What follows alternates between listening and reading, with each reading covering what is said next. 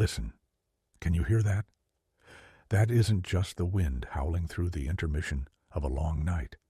That is the sound of a story breaking its own rules.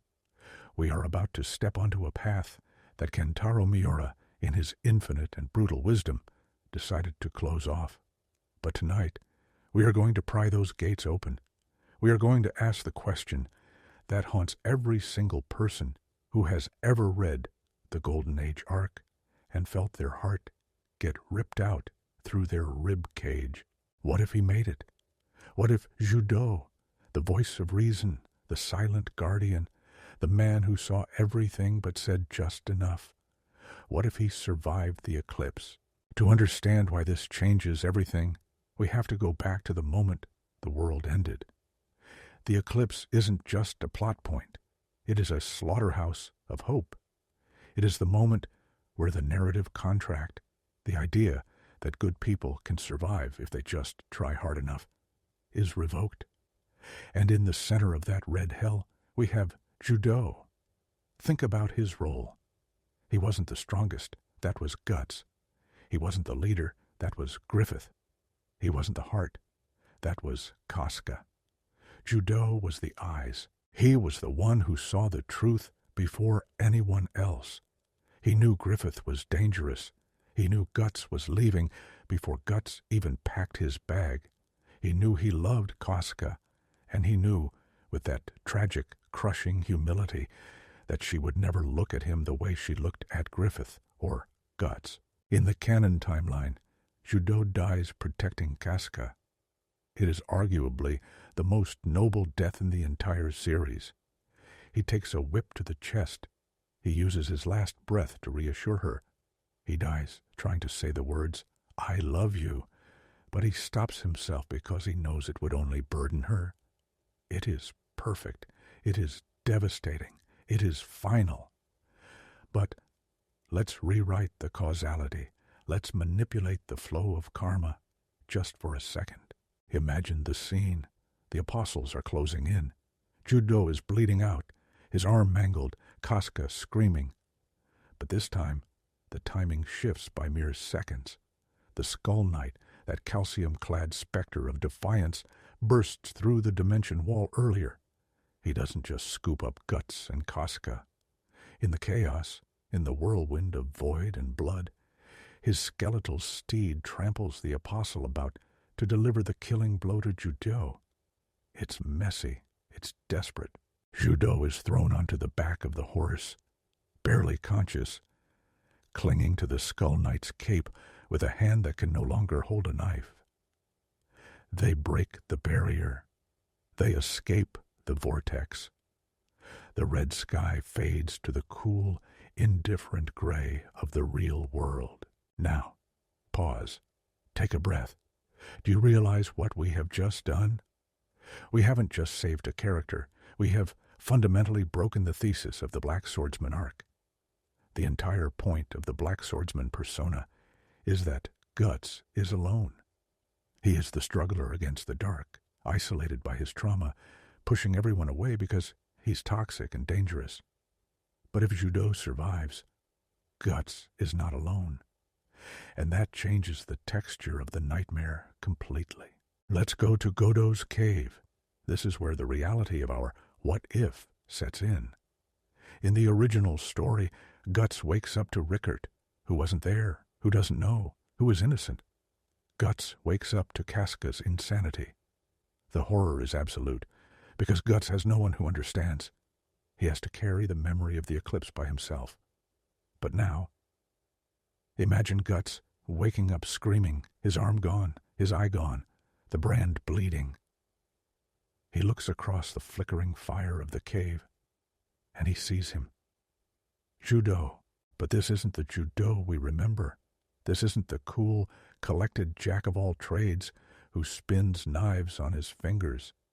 This is a shattered reflection. Judeau has lost his dexterity. Maybe the nerve damage in his arm is permanent. For a man whose identity was built on skill, on being useful, on doing a little bit of everything, he is now physically broken. But his mind remembers. This dynamic in the cave, it gives me chills just thinking about it. You have Guts, who responds to trauma with fire, with rage, who wants to burn the world down. And you have Judeau, who responds with analysis, with pragmatism. Guts tries to stand up, grabbing the Dragon Slayer.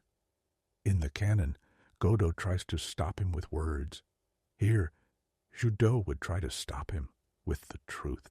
You can't kill them all, Guts. Can you hear his voice? That calm, slightly raspy voice, now trembling. I saw them. They aren't human. You go out there, you die. And if you die, who watches her? This is the friction point. The tragedy of Judeau is that he was always the bridge. He was the bridge between Guts and the Hawks. He was the bridge between Casca and her own feelings. Now, he tries to be the bridge between Guts and his humanity. And Guts hates him for it. Why? Because Judeau is a living reminder of the failure. Every time Guts looks at Judeau, he sees the eclipse. He sees the fact that they ran away. Guts doesn't want to think. He wants to swing the sword. He wants the noise of battle to drown out the screams in his head.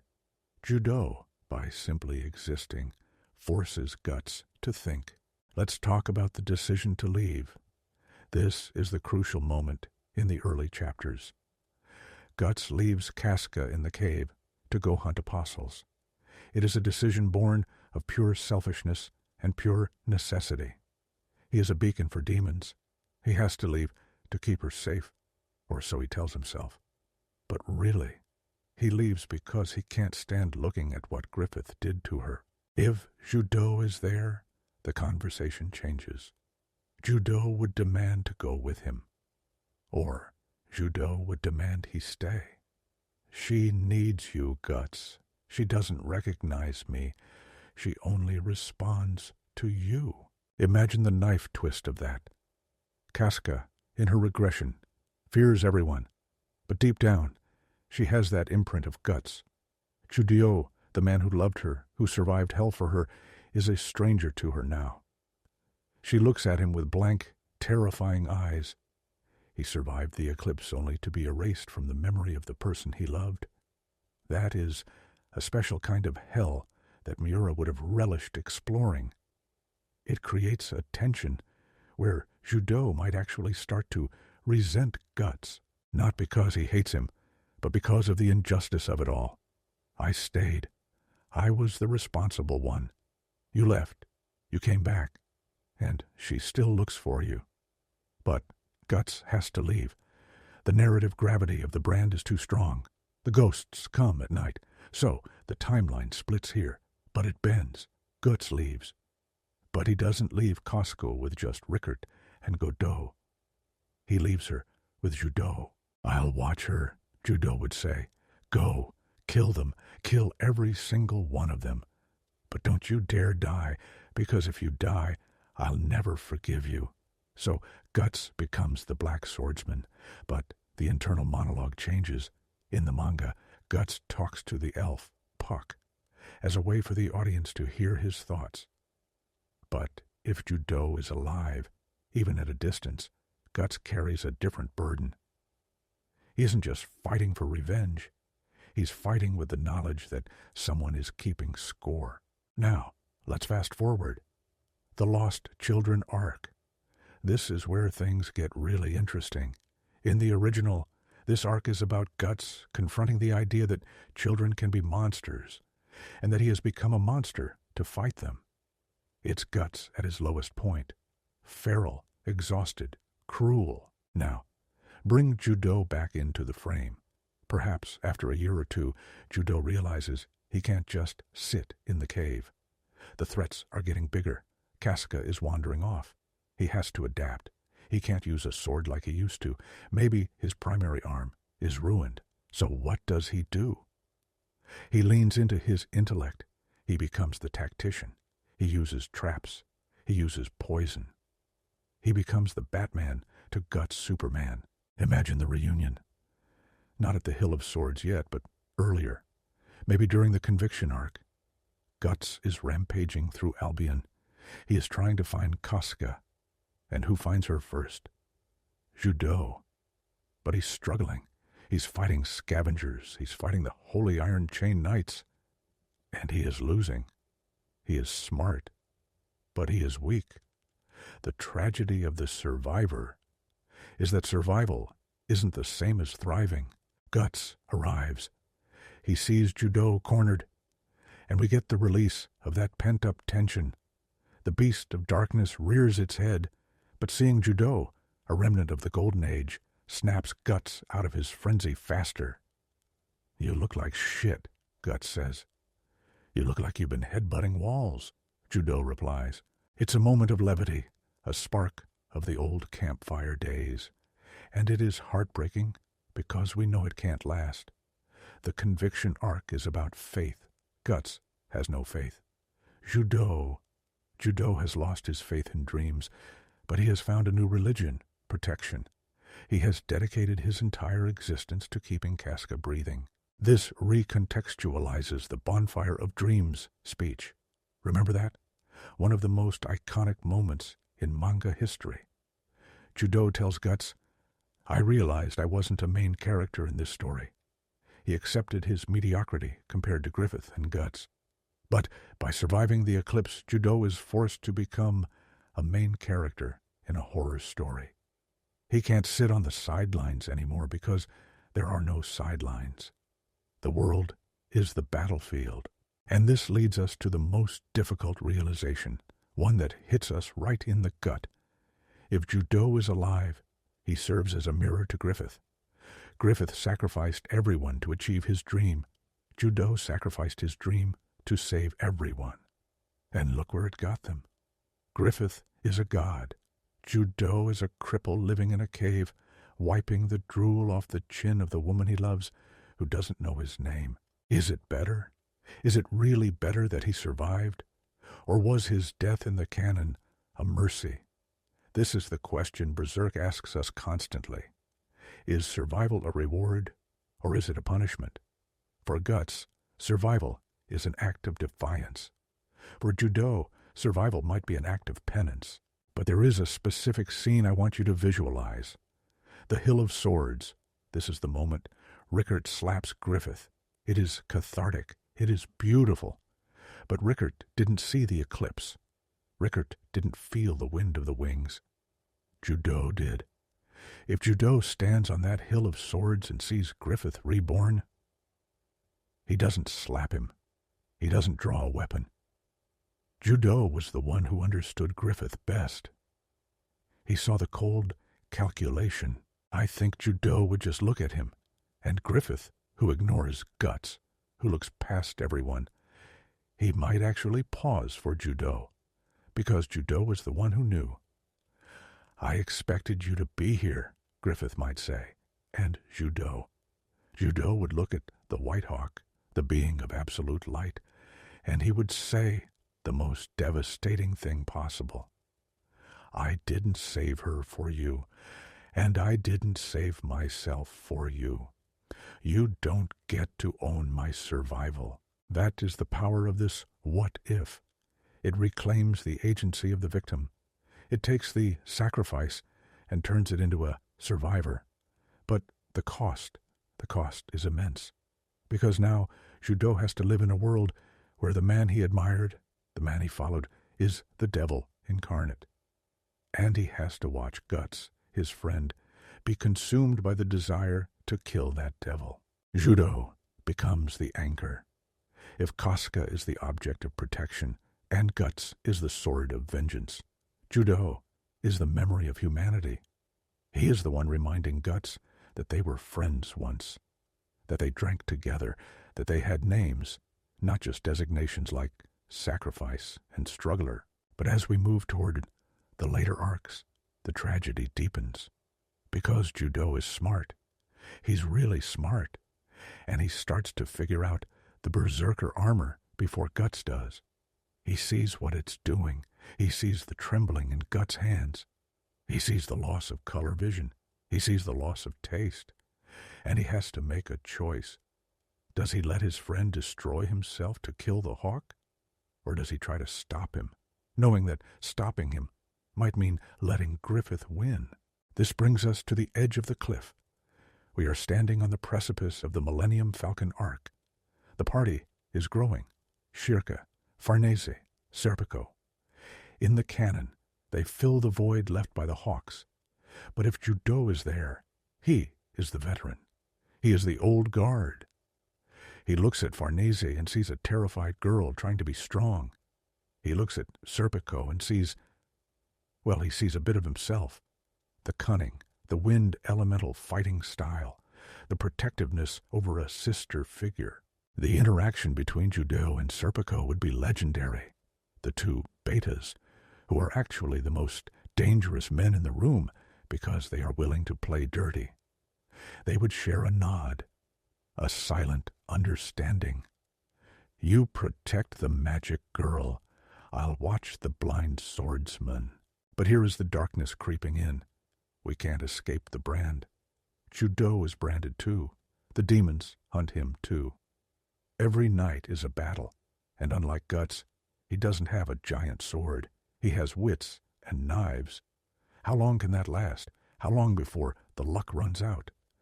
The suspicion starts to gnaw at us. Did the Skull Knight save him for a reason? Is Judeau part of the causality? Or is he truly a glitch in the system?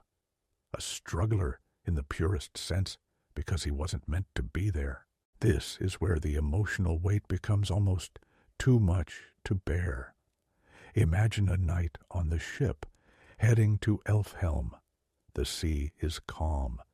Guts is staring at the moon. Judeau walks up next to him. They are both scarred, tired, older than their years. Do you think she'll ever come back? Guts asks. Judeau looks at Casca's door. I don't know, but if she does... Guts, if she comes back, she might not want to see us, either of us. I know, Guts says. I miss them, Judeau whispers. And it's the first time in years he's said it. Pippin, Corcus, Gaston. I miss them. Guts doesn't say anything. He just grips the railing until the wood cracks. This is why we need Judeau. Not to fix the plot holes, not to make the fights easier, but to validate the grief. Guts buries his grief in anger. Judeau would wear his grief like a second skin. He validates the pain of the reader. He is us, standing on that boat, looking back at the smoking ruins of the Golden Age, whispering, I miss them too. As we move deeper into the dark waters of Elfhelm, the presence of Judeau changes the very air on the ship. We aren't just talking about a surviving soldier anymore. We are talking about a surviving witness. Think about the arrival at the island of the elves. In our canon story, the journey to restore Casca's mind is a lonely, terrifying quest for Guts. He is terrified of what she might say, of the scream that might be waiting for him when her eyes finally clear. But if Judeau is there, that terror is shared. It is split between two men who have spent years living in the shadow of her trauma. And this is where Miura's genius for psychological depth would have truly exploded. Imagine the corridor of dreams. Circa and Farnese enter Casca's mind to collect the shards of her soul. In the original version, they find the memory of Guts as a black, jagged dog. But if Judeau had survived, they would find something else in those ruins. They would find a memory of a man who threw a knife to save her life, over and over again, in a loop of eternal failure. They would find the memory of a man who represents the normalcy that was stolen from her. Judeau wouldn't be a beast in her mind. He would be a ghost, a flickering candle in a hurricane. But let's talk about the moment of the awakening. This is the peak of the mountain, the point where the analysis becomes a punch to the soul. In the manga, Casca wakes up, sees Guts, and screams. The trauma of the Eclipse is triggered by his very image, because he is the bridge to Griffith. Now, imagine Judeau is standing there in the room when she opens her eyes. He is the safe one. He isn't the Black Swordsman. He isn't covered in the blood of 1,000 demons. He is just Judeau. The heartbreak here is almost unbearable. Casca might reach for Judeau first. She might find comfort in the man who didn't trigger her darkest memories. And Guts? Guts would have to stand in the corner, watching the woman he loves find peace in the arms of his best friend because he is too broken to be her sanctuary. That is the ultimate sacrifice for Guts, not his life, but his place in her heart for the sake of her sanity. Judeau, being the man he is, would feel the guilt of it like a hot coal in his chest. He would know he is a thief of a moment that belongs to Guts. Yet he can't pull away because she is finally whole. But there is a darker layer here, one that relates to the beast of darkness that lives inside Guts. In the canon, the beast wants to claim Casca. It wants to hurt her so she can never leave him. If Judeau is there, acting as her protector, the beast has a new target. The jealousy would be a physical weight. We would see Guts struggling not just against the God Hand, but against his own resentment of a man he actually loves.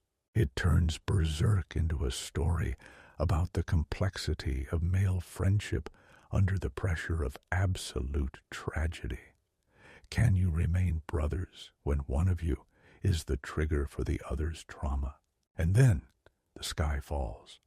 Griffith, or rather, the Moonlight Boy, transforms. The peace of Elfhelm is shattered by the arrival of the White Hawk. This is the moment where Judeau's survival reaches its narrative climax.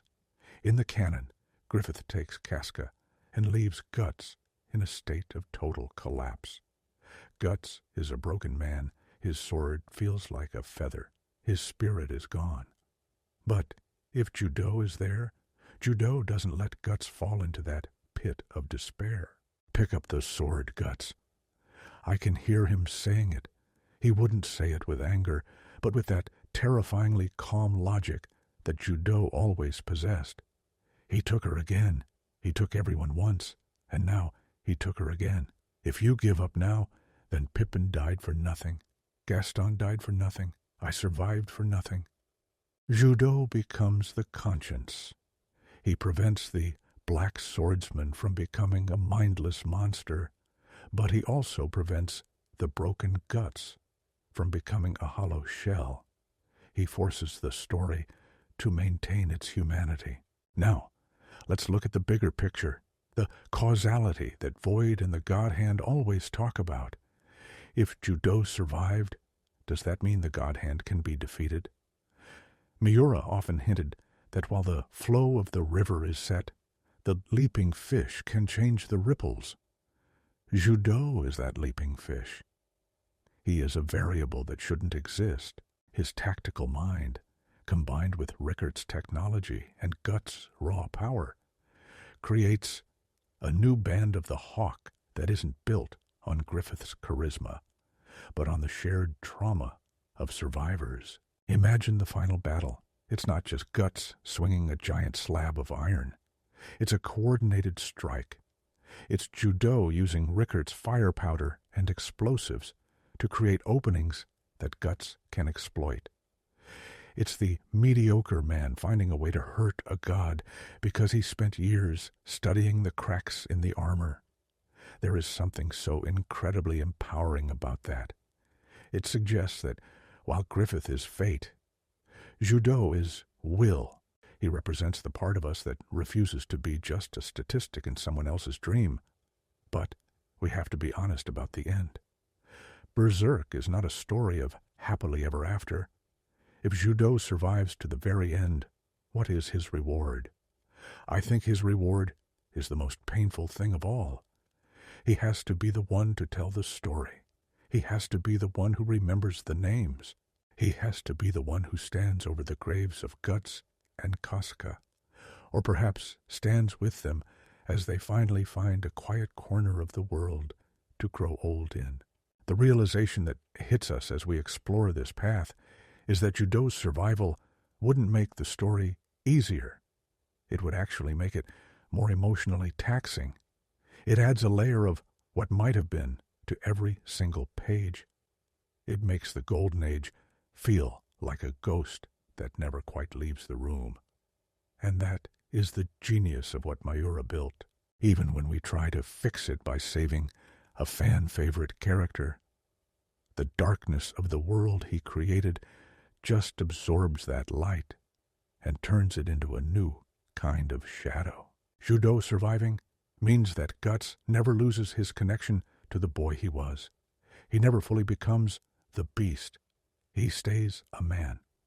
And being a man in the world of Berserk is much, much harder than being a monster. It means feeling the cold. It means feeling the loss.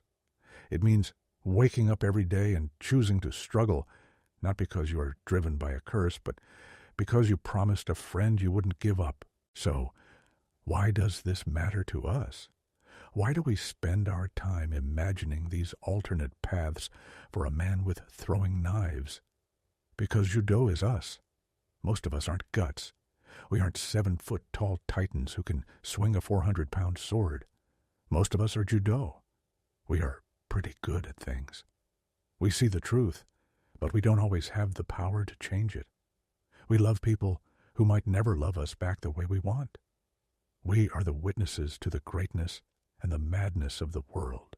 By imagining Judeau's survival, we are imagining our own survival in the face of our own eclipses, those moments in life where everything falls apart and the world seems designed to crush us. We are looking for a way to stay human when the world demands we become something else. We are looking for the struggle to have a witness. In the end, Judeau's survival is the ultimate act of defiance against Griffith's world. Griffith wants a world where only the chosen matter. Judeau's presence says that everyone matters: the soldier, the tactician, the friend, the person who holds the torch so others can see. As we close this exploration, look at Berserk not just as a tragedy, but as a map of the human heart in its most extreme states. Whether Judeau lived or died, his spirit, that pragmatic, selfless, observant spirit, is what allows us to navigate the abyss without falling in. He is the reminder that even in a world ruled by demons and destiny, the strongest thing you can be is a friend. Keep that fire burning. Keep the knives sharp. And never, ever let the darkness tell you that your struggle doesn't have a witness. Because as long as we remember the hawks, as long as we remember the campfire, they are never truly gone. They live in the what-ifs, and they live in the way we choose to stand back up after our own world's end. What do you think? If you could save one other member of the Band of the Hawk, maybe Pippin or Gaston, how would their presence change the way Guts faces the God Hand? Would it make him stronger? Or would the fear of losing them again be his ultimate weakness?